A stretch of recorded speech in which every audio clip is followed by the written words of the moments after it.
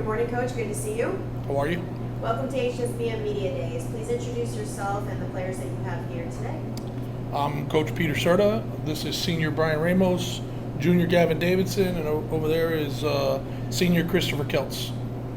And give us a preview of your upcoming season for us.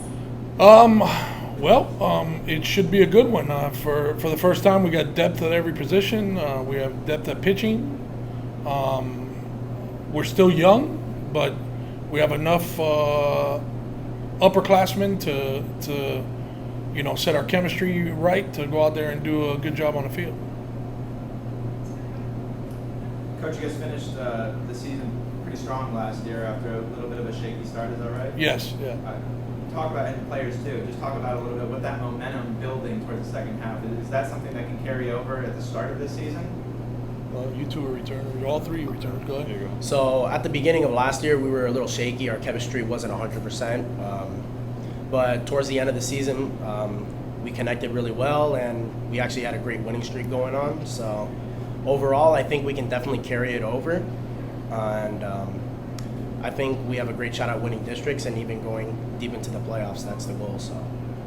Yeah, I agree. So he was new last year. We had a few new players, so we're kind of figuring things out, getting to know each other. And towards the end of the season, we all became pretty close. We hang out outside of school, practice. So I think our chemistry is a lot better, and we're going to be good this year. So I don't think we're going to have a shaky start. I think we're going to start off strong and have a strong season this year.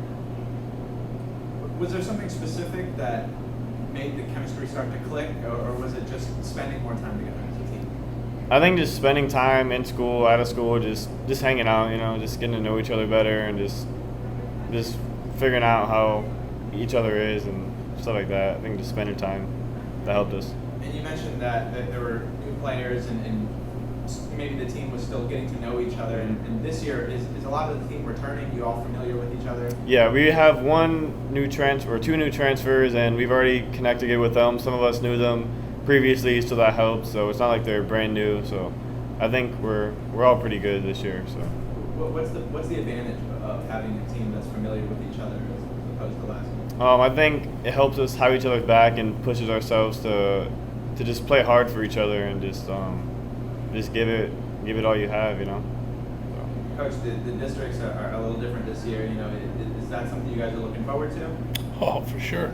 I mean, Westminster is a powerhouse in Miami, and they got bumped out of our district. I mean, to say that is a welcome thing, it's for sure.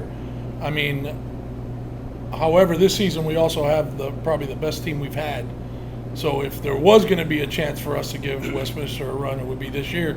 But we're hoping we're going to see them in regionals, not in districts. And Coral Shores and Keysgate, we always have good rivals. I mean, they are literally our rivals. We've had some battles down in the Keys with Coral Shores, and with Keysgate, it's a rival every time we play them. So, those two teams are going to be tough regardless. For the players, it's a similar question. Being in maybe a more balanced district, is that something you guys are looking forward to? Are there any games in particular this season you're looking forward to playing? I'll go. Yeah, not really a specific game in particular because I'm really excited to play all our games. We're really competitive overall on the field and in the classroom as well. So something that we can battle on against each other is really a spot on the field. So it's another thing we're looking forward to as well. Coach, you talked about having depth at each position, which is something that you maybe haven't had in years past. Players, can you talk about just the competition maybe you're seeing that wasn't there a year ago or 2 years? Yeah, I mean, a couple key things that happened for us.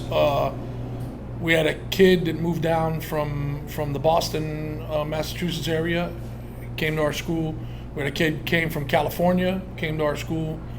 We had a transfer from St. Brendan's, and we had a catcher who was with us as a freshman but decided to play football and came back as a senior. And that all four of those additions put more depth in every position that we had. And whenever you have depth, you have competition. Whenever you have competition, a player doesn't get complacent and just cruise through a season. They realize I got to keep playing well or I'm going to sit. That's just the way high school baseball is. And now you can see the competition at practice. You can see the competition in the classroom. You can see the competition in behavior. So, having more depth breeds a better team, period. Is that something you guys have noticed on the field, and has it upped your game a little bit? Yeah, I agree, because it just helps you in like all aspects. Just like, okay, someone's behind me trying to take my spot, so it just pushes you. Like if someone misses practice, you're like, okay, then that's like not a good thing for them. So it just makes you want to be there all the time and just try hard in everything you do. So I think it helps us. Ramos, you got something? I'm just excited that we have pretty much the whole team from last year returning with a couple of more guys too. I think our connection from last year will definitely carry on into this year, where our bond is pretty strong right now at the beginning of the season, and I feel like we have a shot to do something special this year. Coach, what would you say the strength of the team this year? I know some teams are a little more pitching heavy, some teams are better on the sticks, some teams are just really well balanced. What's the makeup here this year? I would say we're strong up the middle. I think our catching, our middle infield, and our center fielder, which our center fielders, Celts, we're strong, which that's in any coaching, that's how you build a strong team, build strong up the middle. And it's the first time we're really strong up the middle.